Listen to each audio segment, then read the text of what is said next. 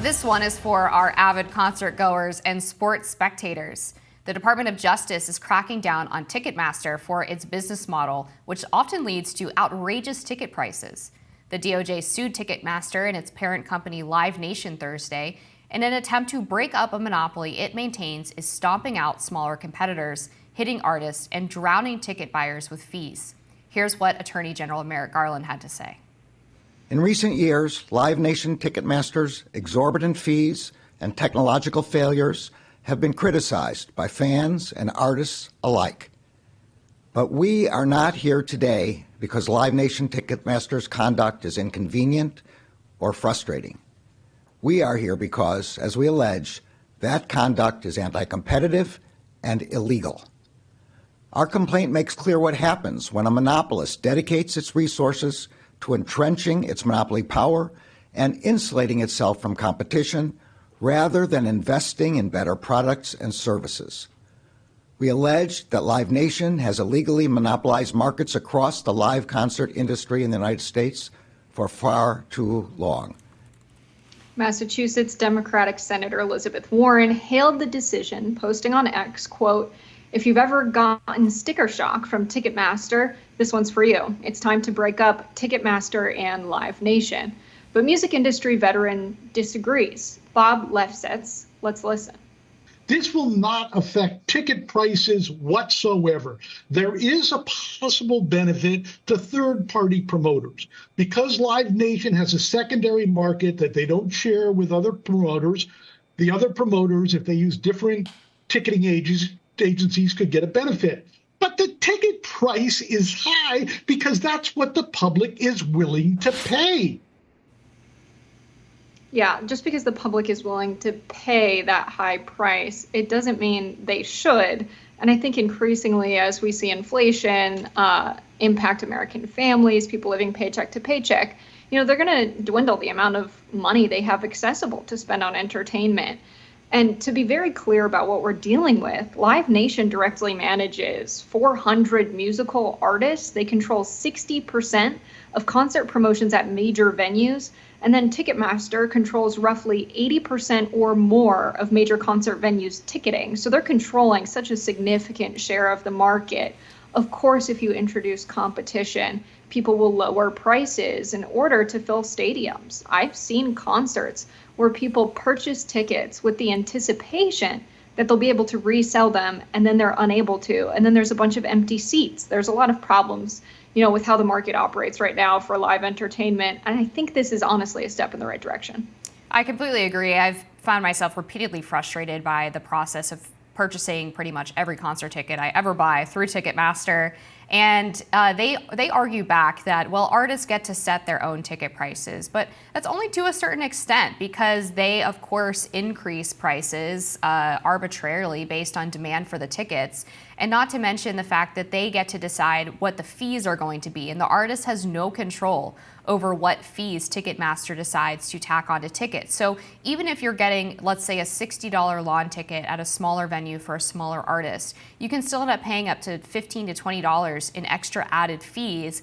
Plus, they have all of these different parking situations where they jack up the parking prices. So if you want to drive to the concert, you have to pay significantly extra for the parking pass, sometimes even more than the ticket itself.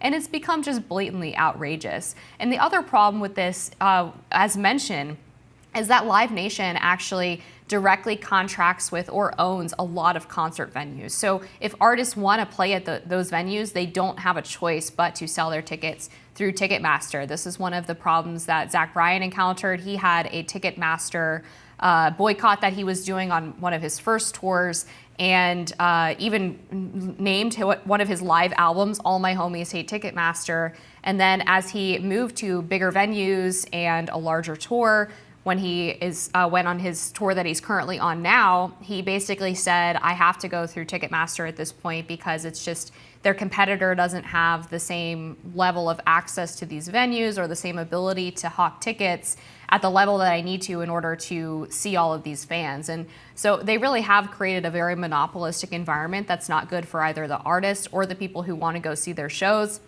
And I definitely welcome more competition in the industry. Right. They've relied on this strategy called dynamic pricing, adjusting the prices based on demand. We've seen Harry Styles and Taylor Swift tickets reach thousands of dollars. It's just insane what parents are paying to have their teenage girls go see Taylor Swift and Harry Styles. I heard a mom say, this is your Christmas and birthday and every other holiday present this year, because it's thousands of dollars to get tickets to see Taylor Swift. Now, Ticketmaster has always controlled around this percentage, or I shouldn't say always, but definitely since 2007, controlled about 80% of ticket sales at major venues. And back in 2007, Live Nation was managing around 200 major artists. And so they used Ticketmaster to sell their tickets, but they were not merged yet. It wasn't until, later in that year when Live Nation decided they wanted to sell, their own tickets to their own shows. And Ticketmaster really didn't like that approach, so they had a $2.5 billion merger. If you don't want to compete with each other, why don't we merge together? And then we're going to charge a lot of fees to the people purchasing tickets. We're going to implement dynamic pricing. This is what we can do because we control the artists that you want to see. So you're going to either have to pay this very high price or not see your artist that you really love live. And the money is not going to the artists. And I think that's what fans are really upset about, that they want to pay this money because they want to see the artist that bad. But if the artist is making music that is that good, that people are willing to pay hundreds and thousands of dollars, it would be nice if it went to the artist. But no, the CEO, Michael Rapino, made $70.6 million in 2016 alone. They're really raking it in because of the high prices they're able to set, because of their control in the market. And I think people would rather see that money go to the artists that they love. What's troublesome to me as well is that even artists who do fetch really high ticket prices and have no problem with their fans paying a significant amount to see them. I think Taylor Swift is a perfect example of this. She claims that she cares about her fans not being able to access her shows, but based on her private jet use, I think it's pretty clear that she, and all the different types of albums she releases, whether it's live editions or now you can buy an album, her newest album, you can buy a version of it that has one extra song that's like an early rough cut. And she does this to apparently pump up the numbers so that she always stays at number one. But there are artists as well that want their fans to be able to buy tickets at a lower price because they want their shows to be accessible to everybody. And Ticketmaster really doesn't let them do it. The Cure had this strategy when dealing with Ticketmaster where they made tickets non-transferable, so you couldn't buy tickets and then scalp them to other people. And they opted out of the platinum ticket prices. But what they found is that fees on a lot of the purchases were actually higher than the cost of the ticket themselves. And they were very vocal online about this. They did force Ticketmaster to give some refunds to customers. But there shouldn't be a world in which an artist says, I want somebody to be able to see my show for $30. And it's first come, first serve. And if you get a ticket, great. And then Ticketmaster says, well, in that case, we're going to charge $50 in fees for everybody who's going to buy one of those $30 tickets. That is obviously anti-competitive behavior. It's just wrong morally for them to do that against an artist's wishes. And they have been just a thorn in the side of the music industry for quite a while. And I actually do hope the DOJ succeeds here. Right. And as you said earlier, when you have artists working with Live Nation, Ticketmaster, and they're controlling so many of the major venues, as an artist, you kind of feel like you have to work with them or else your music's not going to get heard in one of the major venues. And so this kind of manipulation, because of the market control they have, puts artists in a tough position where a lot of them don't want to say, no, I'm not going to work with Live Nation, Ticketmaster. They feel like they have to if they want to have a successful career. That's a bad position for the artist to be in. And this is not the type of situation where it's like, oh my gosh, Joe Biden and the Democrats to the rescue. Because when this merger happened, the Obama administration's top antitrust cop, Kirstie Varney, took a look at the merger and said there are no antitrust concerns here. So I would wonder what her thoughts are now. Very clearly, people had concerns. That's why it was reviewed by Kirstie Varney.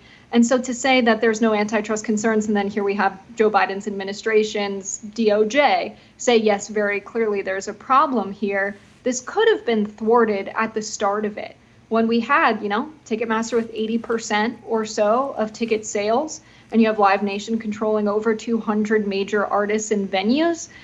that's a situation where we could have prevented this on the onset, but I don't want to say lazy, but an Obama administration that failed to act put us in this position that now Joe Biden's administration is handling. Yeah, that's an interesting point. And back in 2019, the Justice Department, in what it describes as its strongest enforcement of an antitrust agreement in 20 years, said that Live Nation Entertainment agreed with the DOJ to amend and extend a regulatory decree that allowed it to merge with Ticketmaster. So this has obviously been a problem that's been floating around for a long time. And we're going to continue to follow this lawsuit and see if maybe there will be more competition in the ticket industry. More rising after this.